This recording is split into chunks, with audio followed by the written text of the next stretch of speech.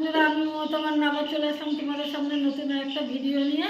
আজকে আমি বানাবো আপেল চাট। কীভাবে বানাই তোমরা আমার সঙ্গে থাকো আর দেখতে থাকো। বন্ধুরা, এখানে নিয়ে নিয়েছি কমলা লেবু, আর নিয়েছি শসা, আপেল, বেদানা, তারপরে নিয়েছি আদা, লঙ্কা, আর এর মধ্যে দিয়ে দেবো এই যে লেবুটা আমি চিপে নিলাম সুন্দর করে। আগেই লেবুটাকে চিপে দিলাম।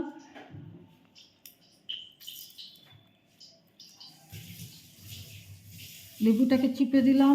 তারপরে দিয়ে দেবো এর মধ্যে বিট নুন দিয়ে দিলাম। এরপরে দিয়ে দেবো গোলমরিচের গুঁড়ো।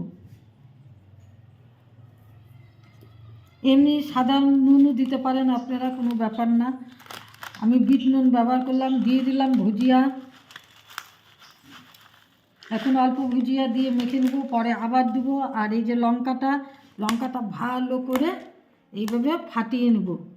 দেখুন বন্ধুরা, একেবারে কুচি কুচি হয়ে গেছে। আবার ডোলেও নেব, বেশ ঝাল ঝাল হবে, খুব সুন্দর লাগবে। এখানে আপেলটা খুবই মিষ্টি বলে আমি এখানে চিনি অ্যাড করলাম না, আপনারা চিনিটাকে অ্যাড করে দিবেন। এই যে সুন্দর করে মেখে নিচ্ছি। ও আমার তো খুব লোভ লাগছে। কার কার লোভ লাগছে চলে আসুন আমার বাড়িতে, এসে আমরা সবাই মিলে একসাথে আপেল চাটটা খাবো। এর ওপর দিয়ে দেবো আমি এই যে ভুজিয়া। মাখা হয়ে গেছে কমপ্লিট। দিয়ে দেবো ভুজিয়া, ডেকোরেশনের জন্য দিয়ে দিলাম ভুজিয়া। দেখুন কত সুন্দর লাগছে। আর একটু লেবু দিয়ে দেবো, তাহলে বেশ টক টক লাগবে, আরও মজা লাগবে। এই যে লেবুটা দিয়ে দিলাম উপর দিয়ে সুন্দর করে। তো হয়ে গেল, দেখুন রেডি হয়ে গেল। আর আমার কাছে যেহেতু ধনেপাতা নেই বন্ধুরা, এই কটা ধনেপাতা তো এখানে আমি দিয়ে দিলাম, আপনারা ধনেপাতাটা অ্যাড করে নেবেন। তো রেডি হয়ে গেল আপেল চাট। দেখুন কত সুন্দর লাগছে, হেভি টেস্টি লাগছে